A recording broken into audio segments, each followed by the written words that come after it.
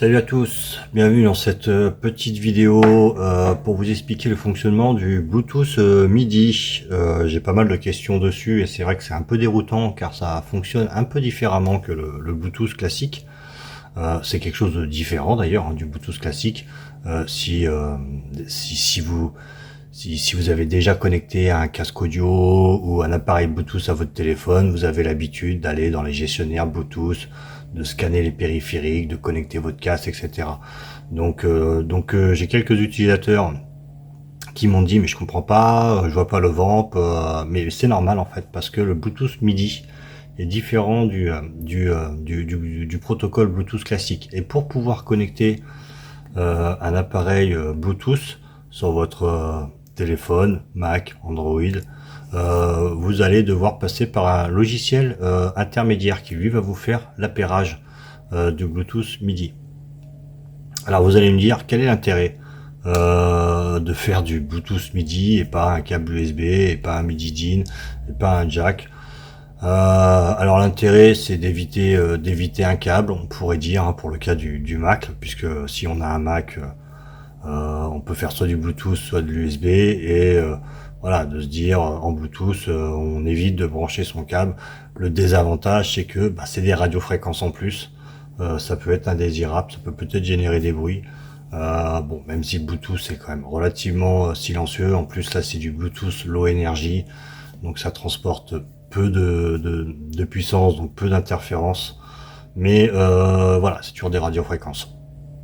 L'intérêt au-delà du câble, c'est pour tous les appareils style téléphone, iPad, Android, iOS, de pouvoir utiliser un simulateur d'ampli sur un téléphone ou un iPad. Enfin, maintenant, vous savez qu'on a des puissances plus que respectables dans ce genre d'appareil mobile. Donc, pourquoi pas utiliser son simulateur d'ampli sur iOS et de connecter son contrôleur MIDI dessus. Je suis pas un spécialiste des simulations d'ampli en mobile, sur iOS. J'en connais surtout deux. Alors je sais qu'il y en a plus, mais les deux que je connais, que je peux vous montrer, c'est celui de FatBlob. Donc eux proposent une version pour iPad et pour iPhone, pas de version d'Android. Donc pour une quinzaine d'euros, on peut avoir son simulateur d'ampli sur son téléphone ou sa tablette, sans avoir un ordinateur derrière, ce qui est pas forcément négligeable. Alors après, est-ce qu'on fait le Hellfest avec ça? J'en sais rien, j'ai comme un doute, mais en tout cas pour dépanner, je pense que c'est plus que valable. Un autre que je connais, c'est celui de Genome. Donc Genome aussi propose aussi une version iOS de leur VST que je n'ai pas testé. Alors Genome, ils sont très gentils avec moi, parce qu'ils m'ont donné beaucoup de licences pour faire des vidéos, du contenu avec le Vamp. Je leur ai pas demandé une version iOS parce que j'avais pas d'iPhone sous la main à l'époque, mais je vais leur demander s'ils peuvent me donner gentiment une licence d'iOS pour que je puisse vous faire des démos un peu plus complètes, mais avoir un logiciel, ça suffit pas, parce que vous allez dire mais comment je branche ma guitare sur ma tablette ou sur mon téléphone? Donc là, vous avez deux choix. Le premier choix, c'est d'acquérir un rig USB. Donc si votre iPhone est USB, ou sinon il faut un convertisseur Thunderbolt USB. Bon, voilà, vous connaissez l'enfer un peu des connectiques sur iPhone et iOS de manière générale, parce qu'on n'a qu'un seul port. Donc avec un outil comme le iRig, vous pouvez entrer votre guitare et vous pouvez sortir sur un système, une chaîne hi-fi, etc. Une scène, le Hellfest, pourquoi pas, même si j'ai un gros doute là-dessus. Mais voilà, vous avez cette possibilité avec cet outil-là. Ou sinon, comme dans la petite vidéo là que vous voyez sur le site de Genome, le gars il branche une carte son sur sa tablette. C'est possible, surtout maintenant que les équipements iPad, iPhone, c'est des ports USB-C, c'est plus des ports spécifiques. Donc théoriquement, la plupart des cartes son USB-C externes se branche sur l'iPhone et à partir de ce moment-là, vous avez les entrées-sorties comme sur un ordinateur, sauf que vous passez sur la tablette derrière. Donc c'est ce que vous voyez sur la vidéo. Le gars il a sa tablette, il a sa carte son sur la droite pour l'acquisition. Ce qui manque sur la vidéo, bah, c'est le contrôleur MIDI pour compléter un peu la boucle, et c'est ce qu'on va voir avec le Vamp. Donc je le rappelle, l'intérêt c'est d'avoir un setup plus ou moins mobile pour pouvoir jouer un peu n'importe où ou avoir quelque chose de moins complexe qu'un ordinateur. Le désavantage, je pense, c'est quand même voilà, quand on fait des grosses scènes ou des choses comme ça, c'est quand même plus sécure d'avoir un ordi, puisque généralement en plus on va passer par un dos pour mixer les VST, avoir des backing tracks, etc. Bon, il y a des limites à cette technique-là, mais effectivement, je pense que ça a tout un tas de cas d'utilisation qui sont plus qu'intéressants. Revenons à nos histoires de comment je connecte donc mon Bluetooth avec le Vamp. Donc vous allez télécharger donc sur iOS, alors je vous mettrai le lien sur Android, mais il y a plein d'applications qui permettent de connecter, des applications gratuites. Donc là je vous en ai montré une, je vous en montre une, celle que je vais utiliser, Bluetooth MIDI Connect. Alors vous faites pas la note dégueulasse, je sais pas pourquoi, il y a eu une espèce de rage d'un user, mais ça marche très très bien, il n'y a pas de souci. Donc là, bah, par exemple, il y a celui-ci, mais je sais que si vous cherchez dans l'App Store, si vous tapez donc ce qu'il faut chercher, c'est BLE MIDI. Donc vous cherchez BLE MIDI dans votre store. Alors c'est pareil sur Android, hein. Et là vous allez tomber sur tout un tas d'applications qui permettent de faire de l'appairage Bluetooth MIDI. Donc moi j'ai essayé les deux, le Bluetooth MIDI Connect et le Conji Bluetooth et le MIDI, les deux fonctionnent, c'est gratuit, vous pouvez partir là-dessus.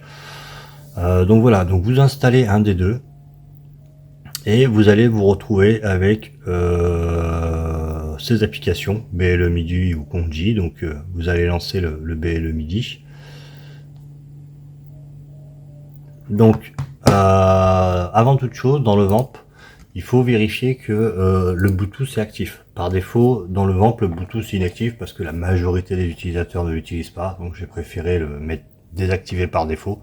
Ça évite des radiofréquences inutiles. Mais voilà, si vous voulez, pensez à l'activer dans la configuration. Ici, vous le mettez sur Enable, vous faites un save et il va se mettre à émettre en Bluetooth.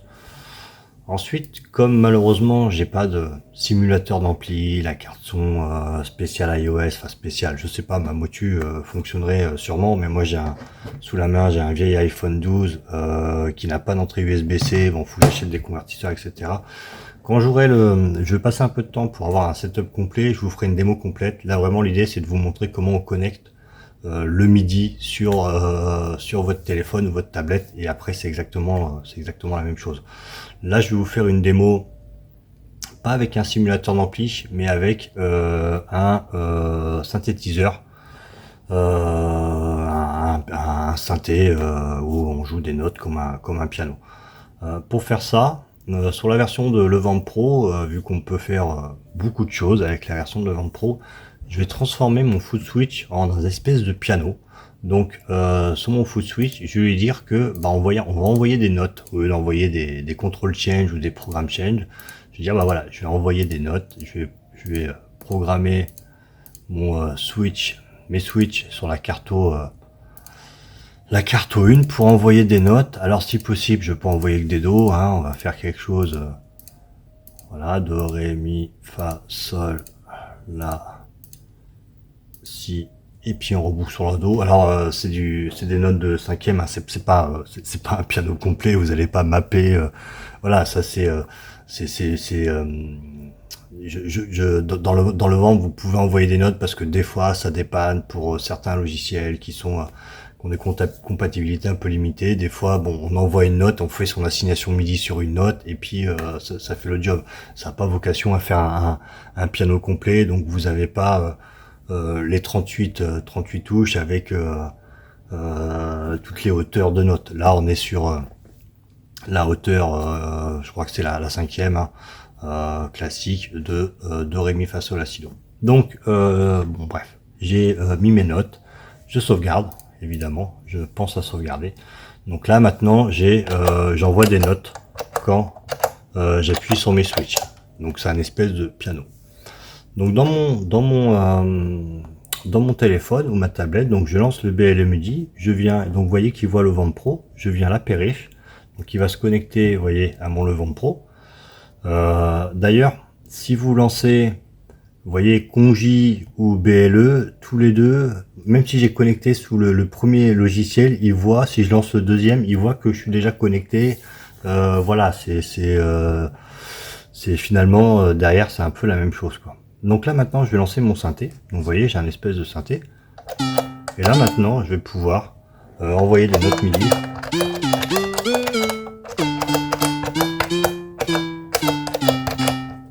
Vous voyez que la latence est minimale. Vraiment, je souligne, j'ai vraiment apporté un soin particulier. Le vent a toujours ce côté un peu joué visuellement, mais derrière le moteur, c'est pas du jouet. C'est à mon sens quasiment ce qui se fait de mieux en termes de latence. C'est codé en bas niveau, il y a très peu de latence, c'est stable. Ça là-dessus, vous pouvez être totalement confiant que la qualité de ce qui est fait derrière vaut largement plus que le prix que vous payez sur le Vamp. En tout cas, si vous voulez la même qualité, la même latence avec d'autres contrôleurs sur le marché. Donc là, vous voyez, hein, j'ai mon téléphone, j'ai aucune latence. Et j'ai relié en MIDI le Vamp, donc ça passe entièrement sans fil. Donc à partir du moment où on a la connexion MIDI comme ça, bon, vous doutez bien que si vous avez la chaîne complète du simulateur d'ampli avec Genome, votre carte son, etc. Après, le plus dur est fait. Après les assignations, vous faites votre assignation classique avec du MIDI Learn en disant bah voilà, j'active, bon, bah, quand je fais ça, et puis ça va capter le truc, quoi. Donc voilà les amis, sur l'utilisation de Vamp Pro en Bluetooth avec des mobiles et des ordi portables, hein, si vous avez des Bluetooth sur un ordi portable, hein, je pense notamment au macOS où c'est généralement plus facilement natif que sur les PC classiques. Mais sur les PC classiques, voilà, si vous avez du Bluetooth, vous pouvez pareil connecter, éviter le câble USB sur votre ordi. Bon voilà, utile, pas utile, mais en tout cas vous pouvez le faire. Voilà, vraiment le cœur de l'utilité, c'est pour tous les appareils mobiles comme ça, ou avec tous les simulateurs d'ampli. Vous allez pouvoir avoir un setup de voyage à moindre coût qui fonctionne et qui est plus qu'efficace. Allez, je vous dis à bientôt. Ciao!